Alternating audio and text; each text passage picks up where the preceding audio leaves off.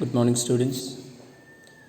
In today's class, we will discuss. In previous class, we have discussed about directors, different types of directors like all-time directors and part-time directors, like managing directors, etc. Today, we will discuss about key managerial persons. Who are the key managerial persons? As per section 251 of Companies Act define the key managerial persons. These are the two key managerial persons like a chief executive officer or the managing director or the managers. The company secretary, all-time director, chief financial officers and such other may be prescribed. Any other chief managerial persons or key managerial persons that is explained as per articles of association or memorandum of association are called the key managerial persons of the organization. In previous class, we have discussed that there must be a register of key managerial persons of the company, and that must be submitted to the registrar, and that must be updated every now and then whenever such changes happens. So let us discuss who's managing director. A managing director, a director who is by virtue of articles of the company, either by articles of the associations of the company or by passing resolutions in the annual general meeting or the meeting of the board of directors. Any person who is appointed as a managing director can be called a managing director. So a managing director is a person who is appointed by the company in the either by articles of association or by resolution as a managing director or the general managers. So what are the right of managing directors? A managing director is usually most senior. He is what is the duty of a managing director and what is the responsibility of a managing director? He is the top executive of the organization, and he has a full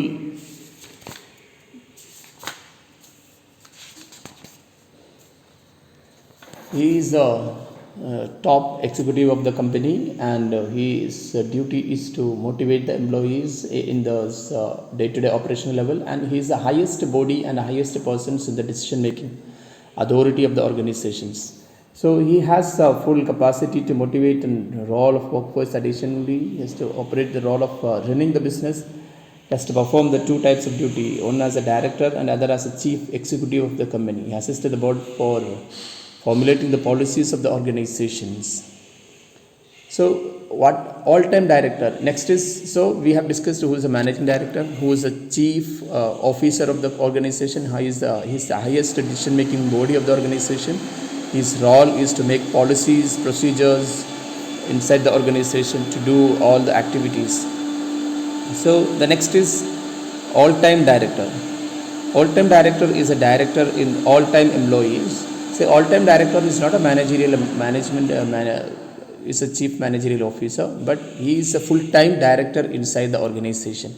He is not a chief manager, but he is a full-time director working under the organization. So what are the difference between these two people?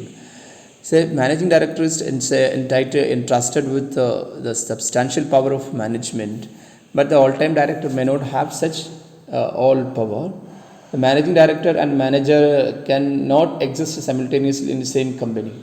Say either a manager or a managing director, but there may be 2 or 3 all-time directors inside the company. A person can be a managing director other than managing director more than one company, but a person cannot be a all-time director in more than one company because he is he is like an employee working inside the organization with certain financial capacity or like a certain decision making capacity. So manager, an individual subject to superintendent control. A manager is a person who is again appointed to look after the affairs of the company and to manage the day-to-day activities of the organization. Then Chief Executive Officer. A chief executive officer means an officer who has been appointed as a chief executive officer of the company. Chief financial officer, again the chief financial officers and the company secretary. Company secretary again appointed as per Company Secretaries Act of India. There is a special act called the Company Secretaryship Act, and the person appointed as a Company Secretaryship Act is called the Company Secretaries. Then how we can appoint the key managerial persons?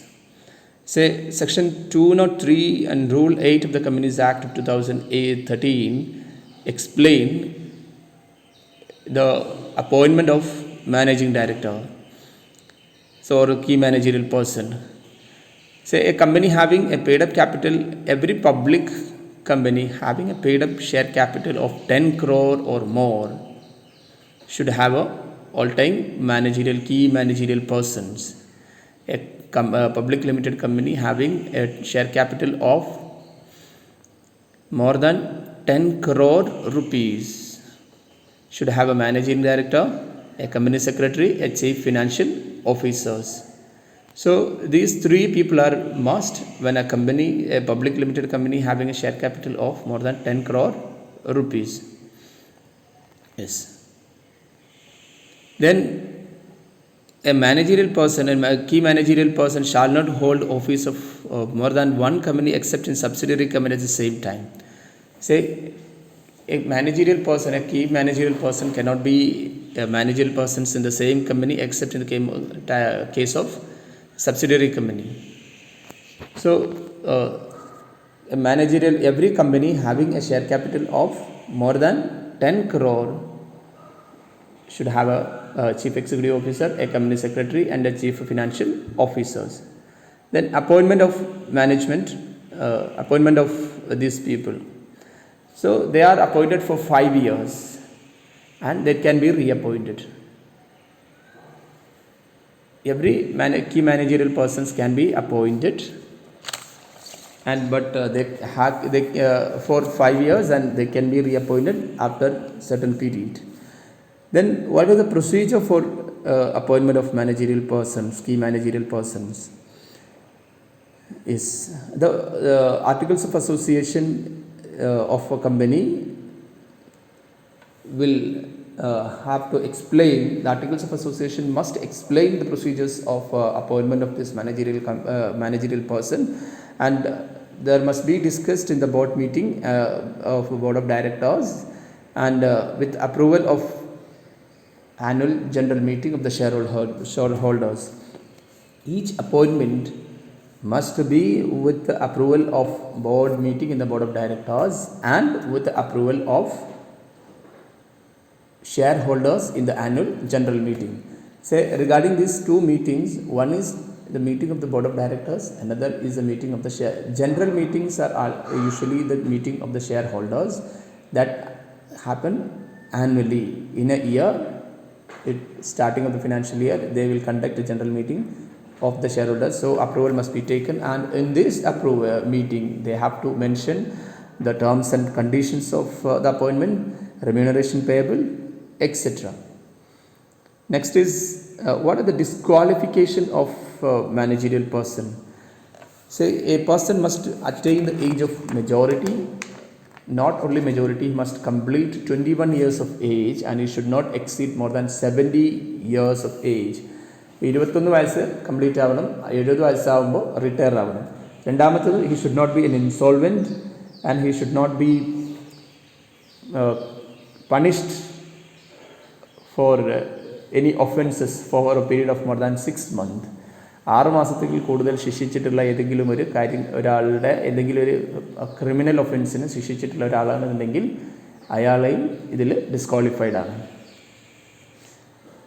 So 21 വയസ്സായിരിക്കണം, 70 വയസ്സിൽ കൂടാൻ പാടില്ല, പിന്നെ ഇൻസോൾവൻ്റ് ആവാൻ പാടില്ല, sentenced ആയിട്ടുള്ള ആളുകളാവാൻ പാടില്ല. ഇതാണ് managerial പേഴ്സൺസിൻ്റെ qualification എന്ന് പറയുന്നത്. Then secretarial audit for bigger companies or secretaries, company secretary for bigger companies. ഒരു കമ്പനി ആക്ട് പ്രകാരം every public company having a paid up share capital of 50 crore or more 50 കോടിയിലധികം 50 കോടിയിലധികം paid up share ക്യാപിറ്റലുള്ള ഒരു കമ്പനിയാണെന്നുണ്ടെങ്കിൽ അത്തരം കമ്പനികൾക്ക് എന്ത് വേണം? ഒരു കമ്പനി സെക്രട്ടറി ഉണ്ടായിരിക്കണം. Every public company having A turn over of more than 250 crore 250 കോടിയിലധികം സെയിൽസ് ഉള്ള ടേൺ ഓവർ ഉള്ള കമ്പനിയാണെങ്കിൽ അതിനും ഒരു കമ്പനി സെക്രട്ടറി ഉണ്ടായിരിക്കണം.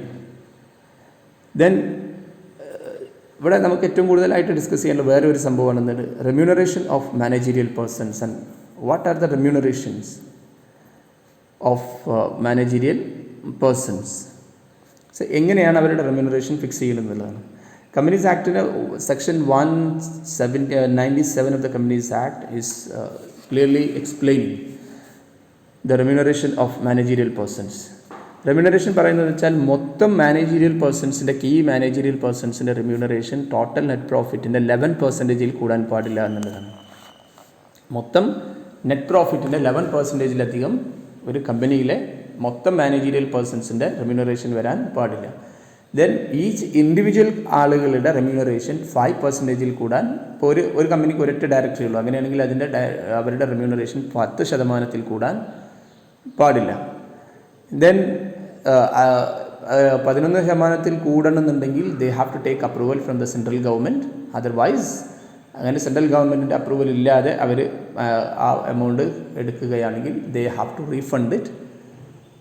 അതിനുള്ള പ്രൊവിഷൻ കമ്പനിക്ക് കൃത്യമായിട്ട് ഉണ്ട്. അപ്പോൾ ഒരു 5% കൂടുതൽ സിംഗിൾ ആൾക്ക് 5% കൂടുതൽ കൊടുക്കാൻ പാടില്ല. ഒരു മൊത്തം അവരുടെ മാനേജീരിയൽ പേഴ്സൺസിൻ്റെ സാലറി എന്ന് പറയുന്നത് നെറ്റ് പ്രോഫിറ്റിൻ്റെ 11%-ൽ കൂടാൻ പാടില്ല. മാത്രമല്ല ഇത് എക്സ്പെൻസ് ആയിട്ട് നമ്മൾ എക്സ്പെൻസിൽ അല്ലെങ്കിൽ trading account profit and loss അക്കൗണ്ടിലേക്ക് ഡെബിറ്റ് ചെയ്യാൻ പാടില്ല എന്നാണ്. ഗ്രോസ് പ്രോഫിറ്റ് എന്ന് ഡിഡക്റ്റ് ചെയ്യാൻ പാടില്ല. നെറ്റ് പ്രോഫിറ്റിൻ്റെ മൊത്തം ലാഭത്തിൻ്റെ താഴെ അപ്രോപ്രിയേഷൻ അക്കൗണ്ടിലാണ് നമ്മൾ മാനേജീരിയൽ റെമ്യൂണറേഷൻ സാധാരണ കാണിക്കാറുള്ളത്. അപ്പോൾ നെറ്റ് പ്രോഫിറ്റും കാൽക്കുലേറ്റ് ചെയ്ത് അതിൻ്റെ 11% ശരിക്ക് കൊടുക്കേണ്ടത്. അല്ലാതെ ഗ്രോസ് പ്രോഫിറ്റിൻ്റെ അല്ല. ഗ്രോസ് പ്രോഫിറ്റിൻ്റെ ആകുമ്പോൾ പെർസെൻറ്റേജ് കൂടും. ദെൻ എങ്ങനെയാണ് മാനേജീരിയൽ പേഴ്സൺസിൻ്റെ റെമ്യൂണറേഷൻ ഫിക്സ് ചെയ്യുന്നതെന്നുള്ളതാണ്. Fixations of the managerial persons remunerations. Central ഗവൺമെൻറ്റാണ് മാനേജീരിയൽ പേഴ്സൺസിൻ്റെ റെമ്യൂണറേഷൻ ഫിക്സ് ചെയ്യുന്നത്. Then that must be within the limit specified in the act. അപ്പോൾ എന്തൊക്കെ കാര്യങ്ങളാണ് ഒരു മാനേജീരിയൽ പേഴ്സൺസിൻ്റെ റെമ്യൂണറേഷൻ ഫിക്സ് ചെയ്യാൻ വേണ്ടി നമ്മൾ കൺസിഡർ ചെയ്യേണ്ടത് എന്നുള്ളതാണ്. ഒന്ന് financial positions of the company, സ്ഥാപനത്തിൻ്റെ net profit, gross profit. Then remunerations or commission drawn by the individuals concern in any other capacity. വേറെ ഏതെങ്കിലും കപ്പാസിറ്റിയിൽ ഇങ്ങനെ കൊടുക്കുന്ന കമ്മീഷൻസുകൾ അതിന് ഇയാൾക്ക് എത്ര കൊടുക്കാം എന്നുള്ളതിനെക്കുറിച്ച്. Then remuneration of the commission, ഇതേ സ്ഥാപനത്തിൽ അല്ലെങ്കിൽ വേറെ സ്ഥാപനത്തിൽ ഇയാൾ വർക്ക് ചെയ്തപ്പോൾ ഇയാൾക്ക് കിട്ടിയിട്ടുള്ള കമ്മീഷൻ എത്രയാണ് അല്ലെങ്കിൽ റെമ്യൂണറേഷൻ എത്രയാണ്. Then professional qualification, any such other matters may be prescribed by rule 6 of the companies act. അപ്പോൾ ഇത്തരം കാര്യങ്ങളൊക്കെ നോക്കിയിട്ട് വേണം റെമ്യൂണറേഷൻസ് ഫിക്സ് ചെയ്യാൻ. Then mode of payment of remunerations. എങ്ങനെയാണ് റെമ്യൂണറേഷൻ കൊടുക്കേണ്ടത്? മന്ത്ലി കൊടുക്കാം. Remuneration can be paid monthly or net profit calculate ചെയ്ത് അതിൻ്റെ ഒരു പെർസെൻറ്റേജ് ആയിട്ട് കൊടുക്കാം, ഓർ എങ്ങനെ വേണമെന്നുണ്ടെങ്കിൽ അതിൻ്റെ പാർട്ടായിട്ട് കൊടുക്കാം. That is the options of the company. Then payment to the independent directors. ഒരു ഇൻഡിപെൻഡൻറ്റ് ഡയറക്ടർക്കുള്ള സാലറി എന്താണ്? ഡയറക്ടറും ഇൻഡിപെൻഡൻറ്റ് ഡയറക്ടറും തമ്മിൽ വ്യത്യാസമുണ്ട്. Independent directors are really like outsiders. They are to protect the interest of the shareholders. So independent ഡയറക്ടർക്ക് അയാൾക്ക് അതിന് ഫീസ്, അയാൾ ഒരു ഫുൾ ടൈം എംപ്ലോയി അല്ല സ്ഥാപനത്തിൽ, ഓൾ ടൈം ഡയറക്ടർ അല്ല. അങ്ങനെയാണെങ്കിൽ അയാൾക്ക് കിട്ടേണ്ടത് സാധാരണ ഒരു സിറ്റിങ്ങിന് 1 ലക്ഷം രൂപ വരെ കൊടുക്കാമെന്നുള്ളതാണ് കമ്പനീസ് ആക്ട് പറയുന്നത്. For attending the fees, board meeting attend ചെയ്യാൻ അയാൾക്ക് അതിൻ്റെ ഇത് കൊടുക്കണം. പോരാത്തതിന് അതുമായി ബന്ധപ്പെട്ട എക്സ്പെൻസുകളുണ്ടാവും. അപ്പോൾ റൂം എടുക്കാനുണ്ടാവും, അതേപോലെയുള്ള എക്സ്പെൻസുകളൊക്കെ റീംബേഴ്സ് ചെയ്ത് കൊടുക്കണം. Then profit commission, company approve ചെയ്യുകയാണെങ്കിൽ പ്രോഫിറ്റിൻ്റെ ഒരു കമ്മീഷൻ കൊടുക്കാവുന്നതാണ്. So refund of excess remuneration ഞാൻ നേരത്തെ പറഞ്ഞു, അത് റീഫണ്ട് ചെയ്യണം. അങ്ങനെ എക്സസ് റെമ്യൂണറേഷൻ ഏതെങ്കിലും 11% കൂടുതൽ ആരെങ്കിലും എടുത്തിട്ടുണ്ടെങ്കിൽ, സെൻട്രൽ ഗവൺമെൻറ്റിൻ്റെ പെർമിഷൻ ഇല്ലാതെ എടുത്തിട്ടുണ്ടെങ്കിൽ അത് റീഫണ്ട് ചെയ്യൽ നിർബന്ധമാണ്. സിറ്റിംഗ് ഫീസ് എന്ന് പറയുന്നത് 1 lakh rupees വരെ, നോട്ട് എക്സീഡിങ് 1 lakh rupees ആണ് ഈ സിറ്റിംഗ് ഫീസ്. മാനേജിംഗ് ഡയറക്ടേഴ്സിൻ്റെ സിറ്റിംഗ് ഫീസ് എന്ന് പറഞ്ഞാൽ 1 lakh റുപ്പീസാണ്, maximum up to 1 lakh rupees. And even the same amount must be paid to the even women employees and independent directors. Next is so ഇത്തരം കാര്യങ്ങളാണ് നമ്മൾ ഈ managerial persons, key managerial persons, ഇപ്പോൾ നമ്മൾ discuss ചെയ്ത കാര്യങ്ങൾ, key managerial persons അവരുടെ appointment എങ്ങനെയാണ്, അവരുടെ റൈറ്റ് ആൻഡ് ഡ്യൂട്ടീസ് എന്തൊക്കെയാണ്, അവരുടെ റെമ്യൂണറേഷൻ എങ്ങനെയാണ് ഫിക്സ് ചെയ്യുന്നത് എന്നുള്ള കാര്യങ്ങളൊക്കെയാണ്. ഇനി നമുക്ക് അടുത്തത് corporate social responsibility, corporate governance, and that we will discuss in the next slide.